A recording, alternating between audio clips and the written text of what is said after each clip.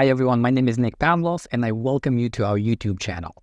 In this video, I wanted to show you a complete end-to-end Power BI project implementation using various tools available in Microsoft Fabric. In our previous videos, we looked at different parts of Fabric and how they work. And now since Fabric has become generally available as of last night, I thought it'd be a good idea to put everything together and do a project from A to Z. In this project, I'll be using the Wide World Importer sample dataset available on Microsoft's website. I'll be including the link in the description, so feel free to do the project with me. Let's quickly talk about the agenda. First, we will create a new Lakehouse for our project. Then we will upload tables from various sources to our Lakehouse. And after that, we will create a model and build a Power BI report. We will not be using Power BI Desktop for this, so you don't even have to have that on your computer. I would like to show you how to do all of these things using only the browser tools in Fabric. I'll be also including the time codes in the description, so if you want to go quickly to a particular section, feel free to use the time codes below. Alright, that being said, let's go to my computer screen and start work. I'm here in my Fabric workspace and I will create a new Lakehouse. I'll go to New, and then I'm going to go to More Options, and then look for Lakehouse right here under Data Engineering Tools. And I'm going to call this WWI for Worldwide Importers Demo Lakehouse. And then I'll click Create, and this will deploy a new Lakehouse in my workspace. Now we have the new Lakehouse deployed. We need to get some data into that. There are different ways to get data, and we will be looking at all of them today. In reality, you probably will not be using all of them at the same time, but since our objective is to learn, we will practice all methods of getting data into the Lakehouse. Let's go back to my PowerPoint here, and here are the options to get data into Lakehouse. So there are 5 different ways you can get data into the Lakehouse, right? One of them is specific for real-time analytics project, but since this project is not about real-time analytics, we will not be covering that in this video. But in one of my previous videos, I showed how to work with RTA. Feel free to watch the video, I'll be linking that above. So that being said, we will use the other 4 methods of getting data into the Lakehouse. Number 1 is a shortcut to warehouse to get a fact table. This is likely a real-life scenario because most companies would have a single data warehouse to store all of their data. The purpose of creating a shortcut is to avoid duplicating data. Instead of creating a copy of a fact table that you need to work with in your Lakehouse, Fabric allows you to create a shortcut, which is essentially a pointer to data stored elsewhere. As a result, we get no data duplication, direct access, and better data management and operations. Then, to get the second table, we will create a data factory pipeline. A table called Order Details is located in our Azure SQL Server, so we are going to bring that table over to the Lakehouse using the pipeline. For the remaining 5 dimension tables, I'll be using the Dataflows Gen2 feature, which is the Power Query Online, to import 2 Excel files, and then the CSV files can be simply converted into tables within the Lakehouse. Alright, now let's go back to my Lakehouse and start importing data. So as I said, first we will create a shortcut to warehouse. And here's my warehouse. I have a demo warehouse. I have a table, and one of the tables is called Worldwide Importers Fact Order. But this is the table, right, which is located in my warehouse. Now, instead of copying this table in my Lakehouse, what I'm going to do, I'm just going to build a shortcut to this warehouse from my Lakehouse, which means I will be using this data, but without having to move data to a different place. So I'll go back to my Lakehouse right here, and I will click Get Data and choose New Shortcut. This is going to launch a wizard. I'll be clicking to Internal Sources, Microsoft OneLake. And my table is sitting in a warehouse, right? I only have one warehouse. This one here, Demo Warehouse.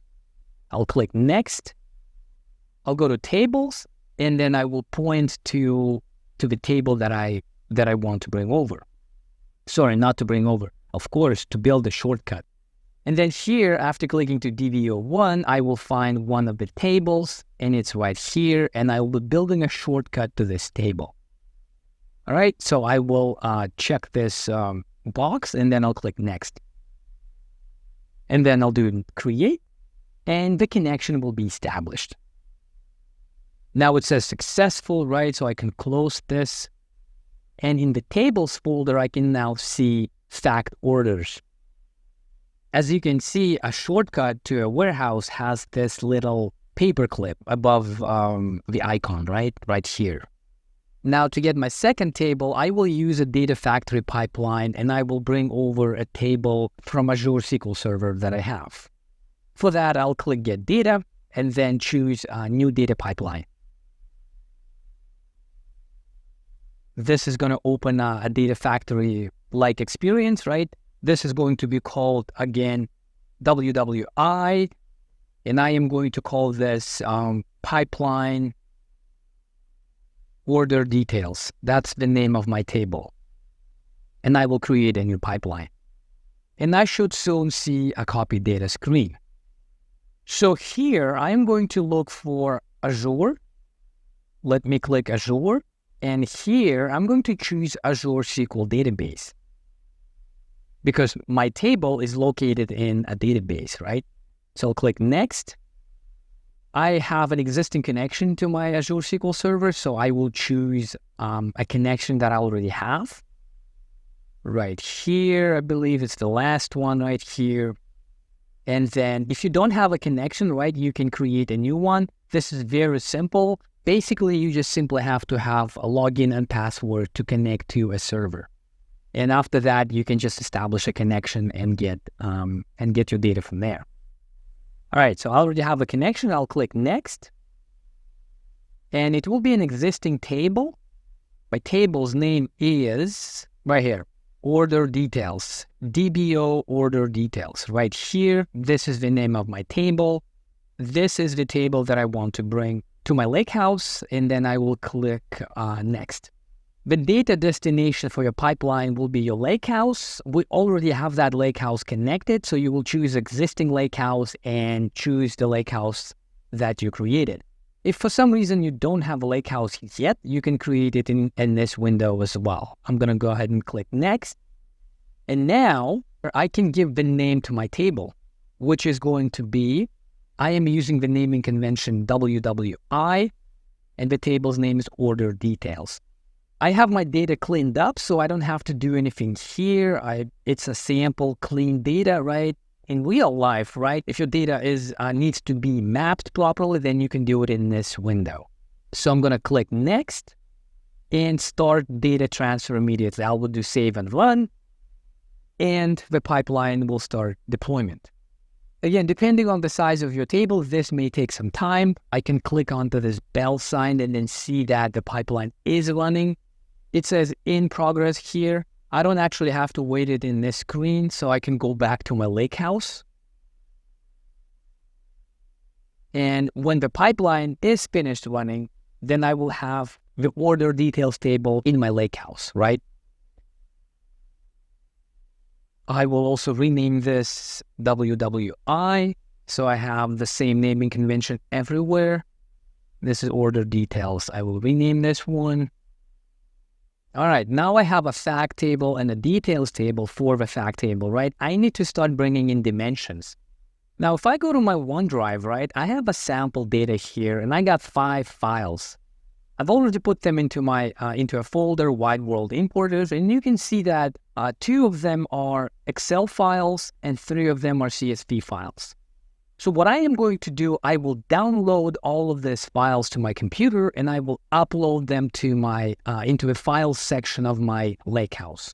I will simply select all of the files, click Download, and then unzip this one and bring these files over to my Lakehouse.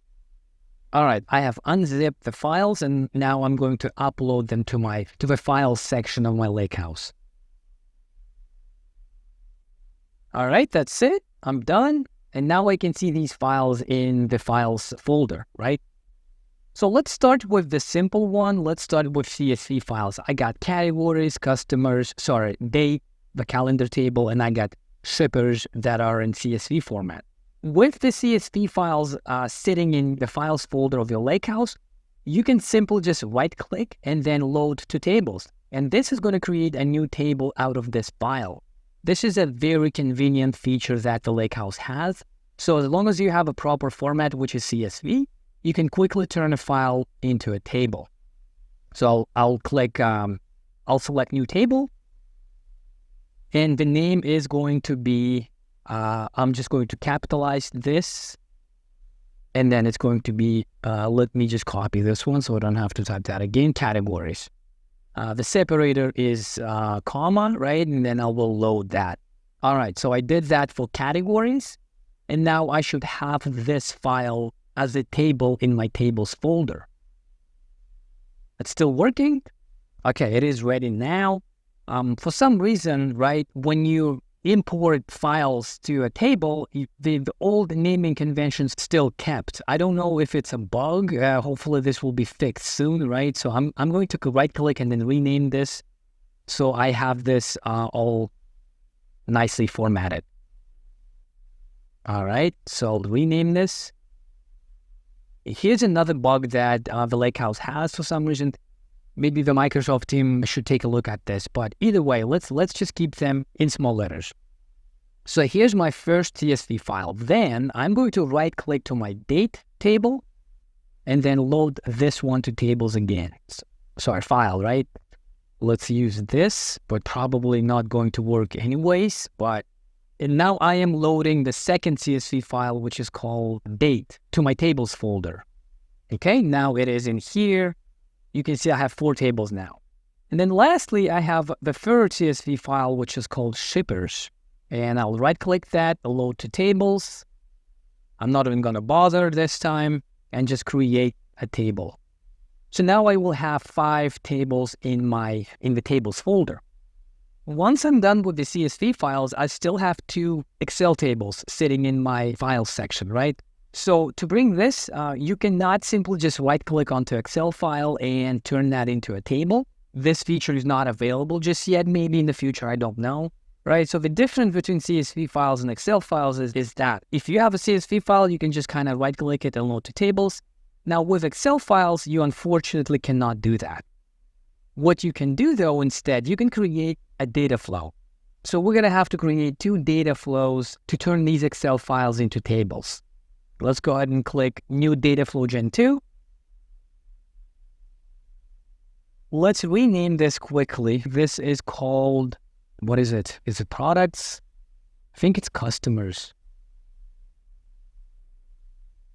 All right, once I'm here, this is very familiar to Power Queries. So those of you who work with Power Query in the past will find this very familiar. This is just the same thing basically, but it's online. So what I'm going to do, I will import it from Excel. So I'll select that option. And here, I actually can link it to my OneDrive. I did not know that, so I didn't even have to basically put it into Files section in my Lakehouse. So I could have just connected directly to my OneLake right in here. So let's do that. I will browse my OneDrive and choose the location of my Excel file. And here's the Excel file that I need. Unfortunately, I cannot select 2 files at the same time, right? I've already tried that, so I'm going to have to do that one by one.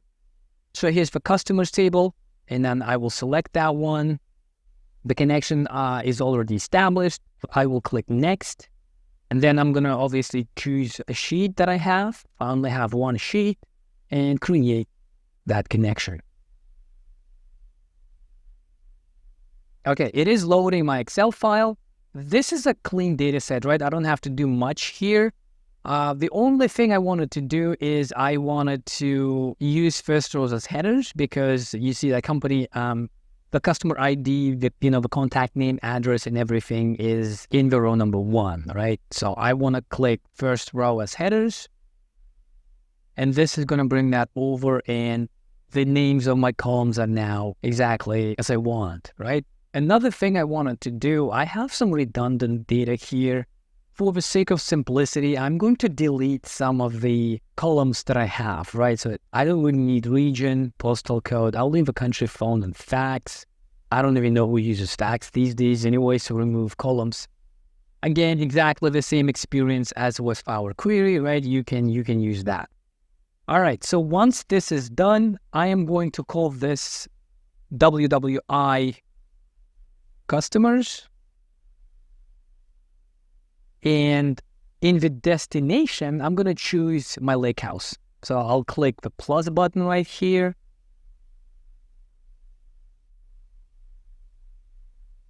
And choose Lakehouse. And then it's going to be connection Lakehouse, go. And then I will choose my Lakehouse. So Fabric workspace in here. And then it's called WWI demo Lakehouse. Here's my Lakehouse. And here's all of my tables in here available. So I'll click next. And you don't have to worry about appending and replacing because these tables do not exist in my Lakehouse anyways. But if they did, and if you wanted to replace them, you could have done that, or you can choose also append, right? If you want to put more data on top of the existing data, you can do that. All right, so I don't have to change anything here. It's all simple, right? All of the text. And to save the settings. And then this will launch a data flow. Sorry, I have to click publish. Without clicking publish, the data flow will not initiate, right? So click publish. Again, the data destination is my Lakehouse. I'm just making sure that it's a proper Lakehouse that I have. And this is an Excel file that I'm bringing from OneDrive folder that I have. So I'm going to do publish. And my data flow will initiate. Now, if I go back to my Lakehouse, when the pipeline finishes running, then I should see that table in here. Again, depending on the size of your data, this may take some time, right? So I'm going to fast forward this. Okay, now I can see that my data flow is published successfully. And if I go back to my Lakehouse, I should see that table over in here. All right. Now I have my last file, which is called products. dim products, and it's also an Excel file. So I'm going to have to create another data flow. Create a new data flow. And I am going to call this Wide World Importers Products. All right. And it's going to be Excel file again. It is in my OneDrive in the same exact folder. And it's called products right here. I will select that. Next. Select that sheet of Excel sheet that I have, and then I'll create. All right. Again, I will rename this real quick. Something went wrong. I don't know what that is. Okay. Some weird stuff. All right. WWI products. All right. So this time I wanted to delete this column right here, discontinued. I don't even need that. Remove columns. All right. This time I don't have to use first row's headers. My headers are displayed correctly. And then the data destination, I will click this plus sign in here and then choose my Lakehouse. Click next. Validating connection, go to my workspace and find my Lakehouse right in here. Click next. Table name is what I want, right? And here's the column mapping. I don't have to change anything here. Again, this is a clean data set. Save settings. And now I am starting the second data flow. This data flow again is bringing this products table, this one here, the products table from my OneDrive folder into my Lakehouse. And I am using a data flow for that. I'll publish this one. Sometimes I forget to click publish. And so I'm going to go ahead and go to Demo Lakehouse and just wait. All right, now my data flow is published. For some reason, it didn't change its name. So I can click Edit. and then go back to my data flow and then change the name because I don't want this to be called Dataflow 1. It's WWI, and I'm going to call this Dataflow Products. Save this one here, and then I don't need to publish this again. All I need to do is just X out right here. The only thing I wanted to do is to change the name of my data flow. I'm not changing anything. I'm not republishing it, so I can click X right here, and yes, I am sure. And my data flow should have a different name. I will also change the name of my customer's data flow. So I will click to ellipsis and then go to edit. And I wanted to add this word data flow in here. The proper naming convention is really important, right? I mean, it may not seem like it is, but once you start having a lot of objects, you wish you named them properly because in a couple of weeks, you're going to forget what this data flow was, what this pipeline was, not even 2 weeks, but probably tomorrow. All right, so either way, I'm going to X out. All right, now I have this nice and properly named. So then I will go back to my demo Lakehouse. And here I have, it says unidentified. All right, what if I do refresh? Hopefully this fixes it. Yes, it did. And then I have now products table in here. All right, now I have all of my 7 tables in my tables section of my Lakehouse. We used different ways to get data. What we created is, first we created a shortcut, right? And we brought over a fact table, which is in the warehouse. So it's actually, the table is not here, this one here, fact orders. It actually lives in a warehouse, but we build a shortcut to it. And then we build a data factory pipeline, and we brought over orders detail table from Azure SQL Server. Here's the pipeline that ran. And then we also brought in 3 CSV files from my OneDrive, and then CSV files are easy, so we just right-click and loaded them as tables. And for the remaining 2 Excel files, we use the Dataflows Gen2. So that being said, we used all 4 ways to get data into Lakehouse. Now, I will click to the top right hand of my screen, and it says Lakehouse. So from the Lakehouse view, I'm going to go to the SQL Analytics endpoint. I just noticed that they actually renamed this. This was called something different just yesterday, right? But I guess Fabric is now generally available, so they have tweaked it quite a bit actually. All right, so here's my SQL view. And this section reminds me a little bit of the SQL Server Management Studio. I have my Explorer on the left side, right? I can put views, functions, stored procedures on all of my tables that here, etc. So what I want to do now, I would want to start modeling my data. I will select the model button right here, and this is going to take me to the modeling view. I'll close the properties and make this fit to page. And let's bring these tables over here a little bit. I think when I created a shortcut to warehouse, it also brought some existing queries from that warehouse, right? So whatever, we will not worry about it for now. Let me zoom a little bit in, and then I'll move out these queries to a different location here. And then I will bring my dimension tables all to my right, sorry, to my left. Here's my customers table, date table, fact orders, and order details, and shippers right here. Let's start. I got fact orders, and then I have order ID and order details. So order ID and order ID from order details. Okay. That's one. Then I have a customer ID right here and customer ID in my customers table. So I'm going to grab customer ID and customer ID from my customers table. All right, it's many to one. That's good. Then I'm going to use the date, order date, and I'm going to connect that with the date table, the date column in the date table right here. So this is going to be my calendar. All right, I'll establish this relationship. Then I have shippers. And that is going to be fact orders, ship via, and shipper ID right here. All right. Let's actually move this right here so it makes more sense.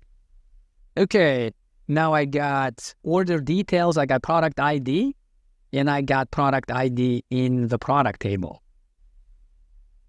Product ID and product ID from the product table.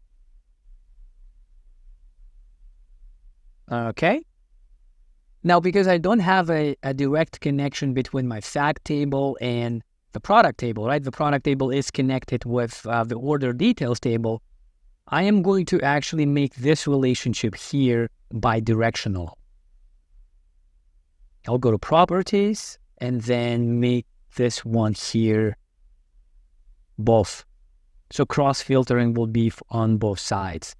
That way, right, I can have a connection between my fact table and my product table via the order details table. And lastly, I have a category ID from the product table, and I have a category ID from categories right here. All right. I can even move this a little bit up here.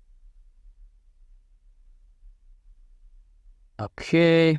And let's actually move this to my left, and this is going to be to my right. All right. Here's my model. So now I have relationships established between my tables. It is time to create calculations. I'll be creating measures. So before I go to report, I will click to new measure, and let me actually click to my order details, and then let's locate all of my measures in this table. You know, a best practice is to create a separate table for measures. You probably know that, right? But in here, I don't have the Power BI desktop experience, so I cannot create new tables using the browser. So I'm just going to keep all of the measures in order details table. So I'll click to this table, and then I will create new measure.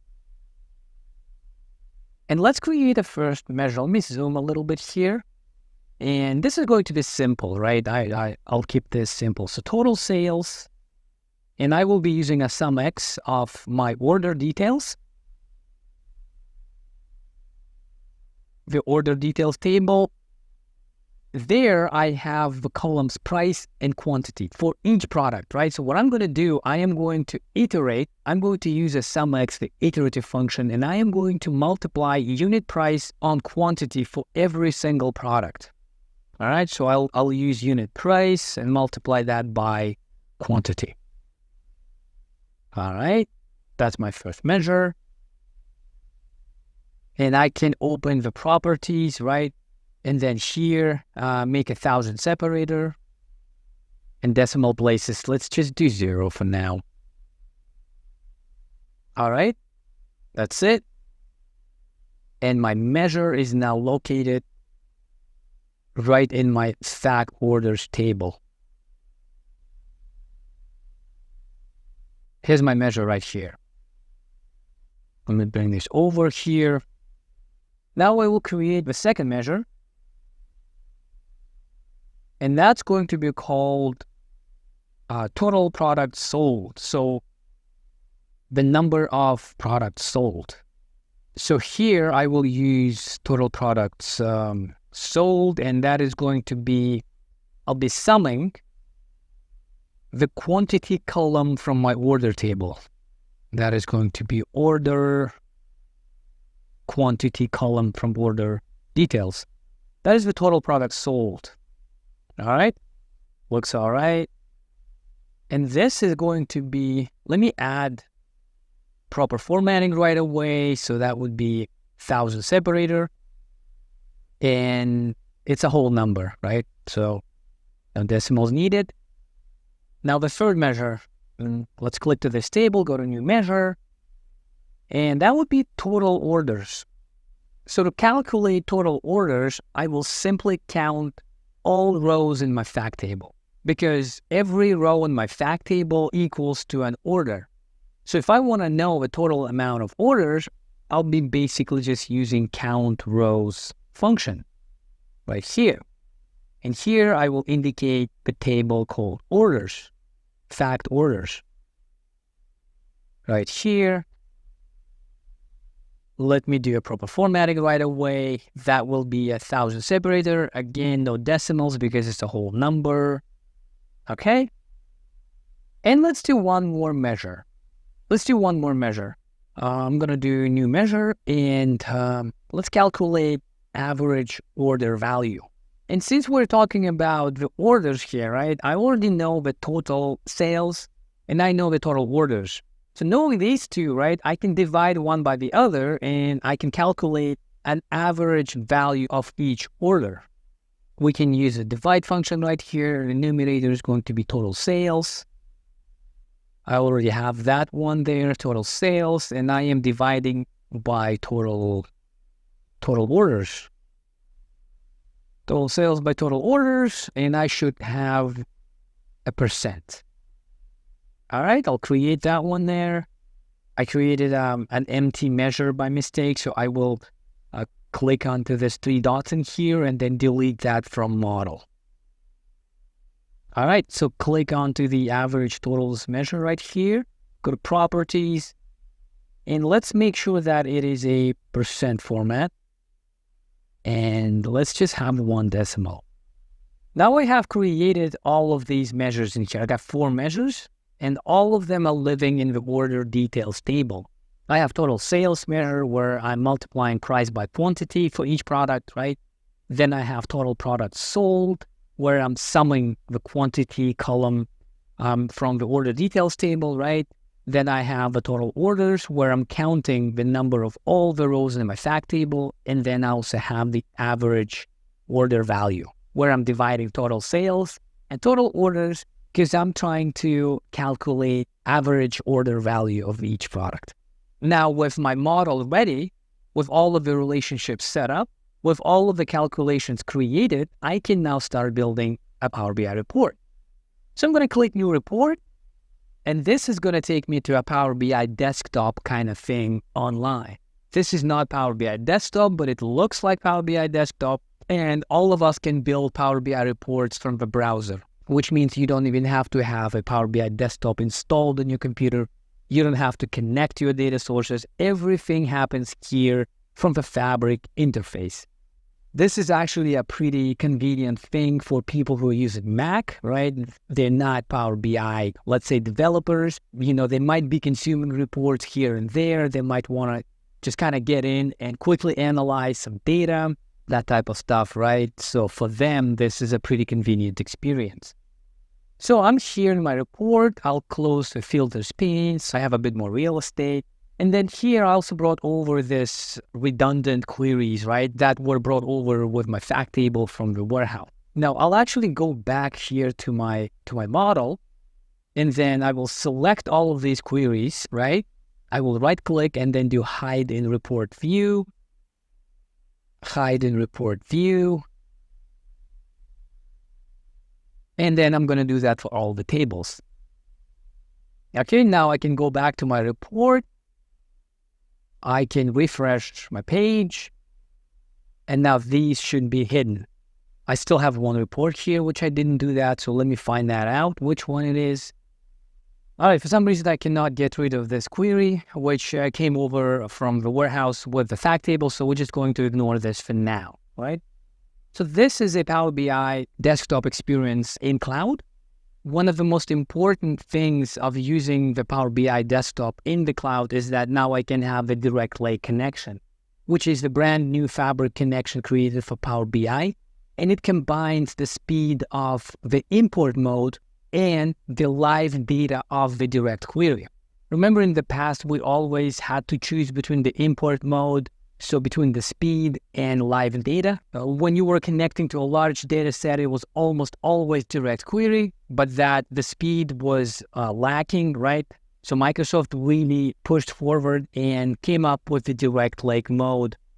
You can watch one of my previous videos where I talk about the DirectLake mode and how and why it is a big deal for Power BI users. So here's my blank canvas, and what I'm going to do, I'll start building reports. Let me put a slicer right here where I am going to put the dates. I have a year, and make it a, I don't want to do an in between. I want to do the vertical list. Okay. And I would like to add, where's that here? I keep forgetting. Yeah, selection, select all. I want to have that. Okay, that's it. Then let me create a couple cards. I will put a new card in here. Just a regular card right here.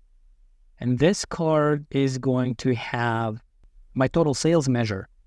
My measures live in order details right here. So I'm going to put the total sales in here. And I have 1 million. So I can go ahead and actually, let's change the view of it. Let's display units. Let's do none. Actually, let's go back here. Let's go to my measure and then format it properly. Total sales. Let's go to properties, and this should be a currency. Data category, it will be a currency. Do I have that in here? I don't, for some reason. That's weird. Oh, right here. Okay, I have currency now. And for formatting, let's do 1000 separator, 1. Sorry, 0. I wanted to do 0, right? Let's do that. Currency United States. And this should now change. If I do refresh. Okay, now I have the total sales. Let's select one of the years. Let's create the second card. And that is going to be total orders. So let's go here. Let's remove the measure and then add total orders. 408 total orders. All right, for some reason my measure isn't working. What could be the issue? Let's go back here. Let's troubleshoot this. All right, I think I found the source of my error. It seems to be that the date table cannot filter the order details because I only have a relationship between fact orders and order details, and it's a single relationship, right? So let me fix that one. Let's go to properties, and let's do both. And this hopefully should change that thing in my report. Let's go and do refresh. Okay, now I can't see that at all. Okay, what if I go back and then I made this relationship here bi-directional as well? Let's see. Let's do refresh here. Okay, something must be wrong with my measure. All right, let me go here and then mark this as a date table. The column would be date. Let's go ahead and do that. Now I have a date. Let's go back here and then do refresh. And hopefully that works. No, it's not getting filtered. All right, either way, I apologize for for not being able to understand what's happening with my filtering. But as you guys know, this is a common thing when we're building Power BI reports. There's always something in DAX that is not working properly, right? So let's just skip this for now and continue building our report. Maybe if you find what I am doing wrong, right, please write that in the comment section and, let's communicate about this. All right, I fixed the issue. I paused it so you don't have to wait for too long while I'm fixing that, right? So I'm just going to quickly tell you what happened here. So turns out that in my order details table, column called unit price was not a decimal, but it was the price type. And since it was the price type of data, right, my pipeline, even though it put it as decimal, it didn't transact properly. What ended up happening was when I was using my measures, they were not properly reading that file and it was giving me an error. I know that I wanted to avoid using any external tools. So what ended up happening is I went to the Management Studio, good old Management Studio, and I manually changed the data type. So I found out that the data type was price. So I altered it and I made it into a decimal. And then I ran my pipeline again and I brought in a different table called DBO order details. This one here is now hidden, so I turned that off. I moved all of the measures from this table, from the old order details table to the new order details table. I reestablished relationships, and I also change the code in DAX, right? So my measures are indicating to the right columns. So when I did that, good old Management Studio, of course, helped to do that.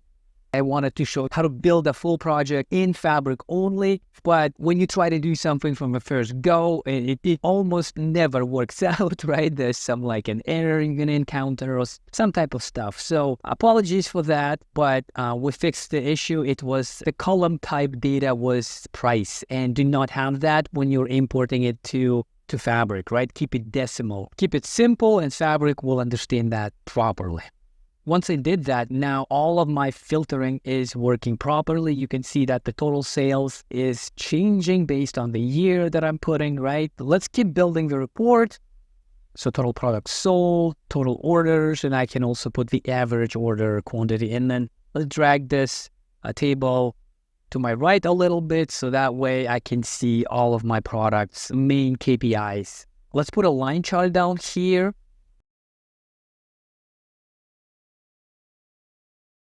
You can put like a line chart on the bottom to fill up your screen, right, with time data. So I am going to put the month here. Where's my date? Right here, month name. And I am going to put total orders, right? Apologies again, I had to put total products sold right here. And I have way too much data in here. So let's go to filters and let me actually go to total products sold, sort of a category name. And then let's just do a basic filtering here. Let's do top 4 items. And this is going to be total products sold. Let's put a value in here, apply filters. And now I have the top 4 products only, right? So it looks better. Lastly, let me put column chart right here, a bar chart. Let's say we can put a country, right? I think we had countries in, where were my countries? Ship name, ship country, right here. And let's put total orders. So what I want to do is, I would like to see my orders by a country. Again, there are way too many countries. Let's go to filters and filter that by the top 8 countries, right? I don't need to see all of them. Let's put the measure in here, apply.